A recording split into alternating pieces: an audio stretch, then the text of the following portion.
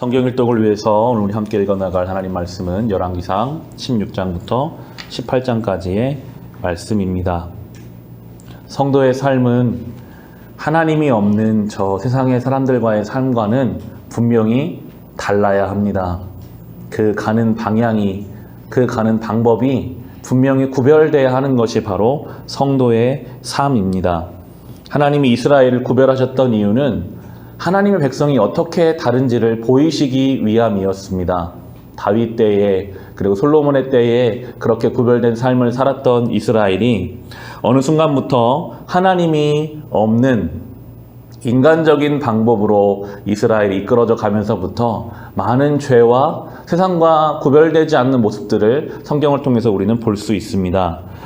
16장에 21절, 22절 보시면 하나님이 없는 이스라엘의 모습이 이 16장 전체적으로 나오는데 특별히 21절, 22절 보시면 그때의 이스라엘 백성은 둘로 나뉘어 그 절반은 기낫의 아들 디브니를 따라 가서 그를 왕으로 삼았고 그 나머지는 오므리를 따랐다. 그러나 오므리를 따르는 백성이 기낫의 아들 디브니를 따르는 백성보다 강하여서 디브니는 살해되고 오므리는 왕이 되었다.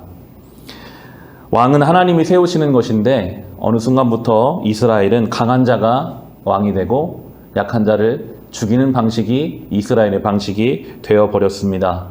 그렇게 왕이 된 오므리는 너무나 악한 왕이었고 그 오므리의 아들인 아합 왕이 대표적인 악한 왕의 모습을 우리에게 보여주게 됩니다. 하나님이 없는 인간의 삶은 악이 악을 낳는 방식으로 점점 흘러갑니다.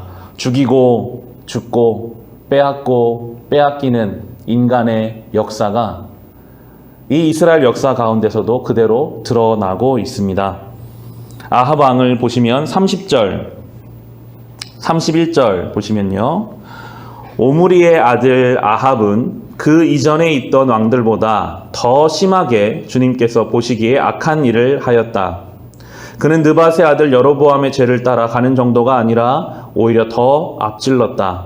그는 시돈왕 엘바알의 딸인 이세벨을 아내로 삼았으며 더 나아가서 바알을 섬기고 예배하였다.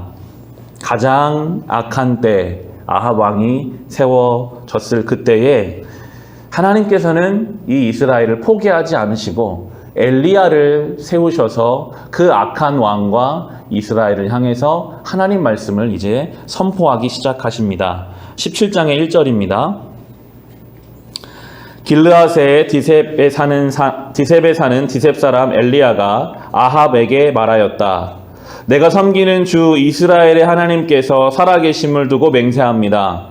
내가 다시 입을 열기까지 앞으로 몇 해 동안은 비는커녕 이슬 한 방울도 내리지 않을 것입니다.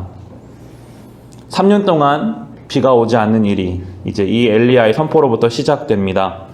이 당시는 농경사회였습니다. 비가 오지 않는다는 것은 모든 경제의 마비를 뜻합니다. 사람들은 비에 민감했기 때문에 어느 누구도 비가 오지 않는다라는 이야기를 함부로 입 밖에 낼 수 없는 시대였습니다. 그리고 이들이 바알 신을 모시는 이유도 바알이 비를 내려준다고 믿었기 때문에 그 지역의 모든 사람들이 혹시나 바알이라는 알지도 못하는 신이 노해서 비를 내려주지 않을까 두려운 마음으로 바알 신을 섬기고 있었는데 엘리야가 나타나서 당당하게 이야기하는 겁니다. 하나님이 비 내리지 않을 겁니다. 그 이야기를 하고 엘리야는 하나님이 시키시는 대로 동쪽 그릿 시냇가에 가서 숨어 지내게 됩니다.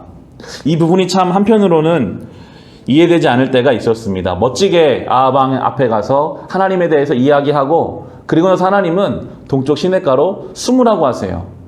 숨어서 까마귀가 아침 저녁으로 물어다 주는 떡과 고기를 먹으면서 살라고, 시냇물을 마시면서 살라라고 엘리야에게 말씀을 하십니다.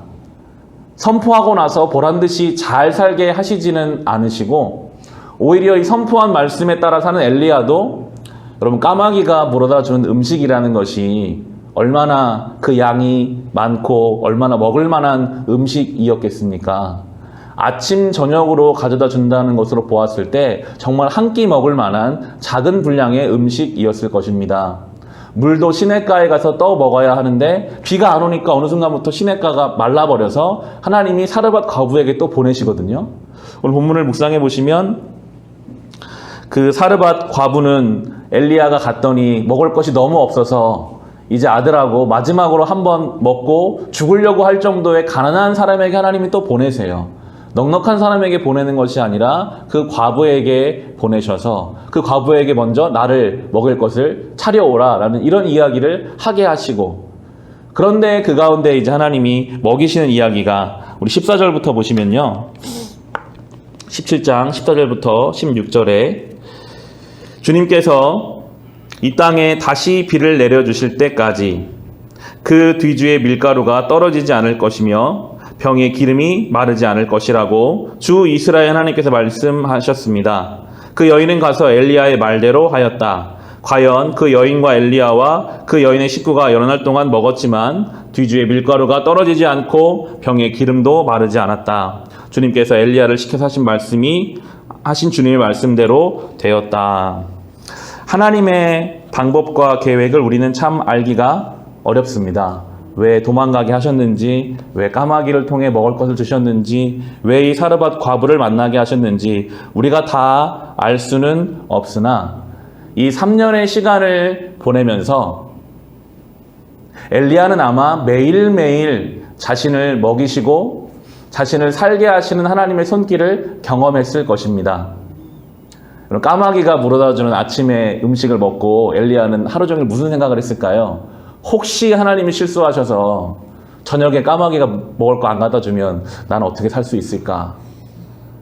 까마귀가 이제부터 안 오면 나는 어떡하나라는 생각을 했을 수도 있어요. 하나님은 훈련시키시거든요. 아침으로, 저녁으로. 한 번에 많이 주시는 게 아니라 그날 살아갈 만큼 주시며 하나님을 의지하게 하시고, 사르밧 과부도 마찬가지입니다. 오늘 음식을 해 먹었는데 내일 뒤주의 밀가루가 채워지지 않으면 어떡하나. 무려 3년 동안을 그렇게 살게 하십니다. 어느 순간부터는 하나님은 날마다 나를 먹이시는 분이시구나. 그것을 다 깨닫는 3년의 시간이 지나고 나서 이 엘리야가 다시 아합 왕에게 가고 그 유명한 갈멜산에서 바알과 아세라 선지자들과 이제 함께 대결을 펼치는 내용이 나오게 됩니다. 18장에 28절부터 30절 말씀인데, 그들이 그렇게 의지했던 바알과 아세라 앞에서 아무리 울부짖고 부르짖어도 비를 내려주질 못해요. 여러분, 그렇습니다. 하나님 아닌 다른 어떤 것도요, 우리의 삶의 생명이 될 수 없습니다. 아무리 우리가 그것들 붙잡으려고 해도 이 세상에서 우리를 유혹하는 어떠한 것, 하나님 아닌 그 어떠한 것도 우리의 생명이 될 수 없음을 이 말씀이 우리에게 보여주는데, 엘리야가 그것을 다 보고 나서 무너진 제단을 쌓고 하나님 앞에 예배 드릴 때 비가 내리는 내용이 이제 나오게 됩니다. 28절부터 보시면 바알과 아세라 선지자가 먼저 나오죠. 그들은 더 큰 소리로 부르짖으면서 그들의 예배 관습에 따라 칼과 창으로 피가 흐르도록 자기 몸을 찔렀다. 한낮이 지나서 저녁 제사를 드릴 시간이 될 때까지 그들은 미친 듯이 날뛰었다. 그러나 아무런 소리도 없고 아무런 대답도 없고 아무런 기척도 없었다. 이때 엘리야가 온 백성들에게 가까이 오라고 하였다. 백성이 가까이 오니 그는 무너진 주님의 제단을 고쳐 쌓았다. 그리고 주님께 기도했을 때 불이 내려와서 제단에 불이 타게 되고 이어지는 말씀에서 비가 내리는 것까지 연결됩니다. 이 바알과 아세라 선지자의 이 모습이 하나님 없이 다른 것으로부터 내 인생을 채우려고 하는 모든 인생의 모습입니다. 하나님 앞에 그렇게 보일 수밖에 없습니다. 열심히 살아요. 자기 몸에 피를 내면서까지, 때로는 자기 가족에게 상처를 주고 열심히 살겠다는 그 이유로 자기의 인생이 허물어져 가는 것까지 포기하면서 그렇게 열심히 아무리 살아도 하나님 앞에 어떠한 것도 얻을 수 없는 그런 어리석은 인생이 아니라 무너진 단을 고쳐 쌓고 하나님 앞에 의지하는 그 인생 가운데 하나님은 은혜의 때에 은혜의 방법으로 비를 내리시고 응답하시는 분이심을 우리는 오늘 이 엘리야의 모습을 통해 살펴볼 수 있습니다. 하나님은 오늘도 우리를 하루만큼 먹이시고 인도하실 것입니다. 왜 하나님은 한 번에 많이 안 해주시고 좀 그렇게 하면 참 좋을 텐데 라고 생각이 들 만큼 어쩌면 참 어려운 하루하루가 될지도 모릅니다. 그러나 그 가운데 주시는 은혜가 분명히 있습니다. 우리는 하나님만이 우리의 생명임을 알게 될 것이고 그분을 의지하는 그 삶에 넉넉한 믿음의 여유를 가질 때까지 그분과 동행하는 이 훈련의 시간, 함께하는 은혜의 시간을 보내게 될 것입니다.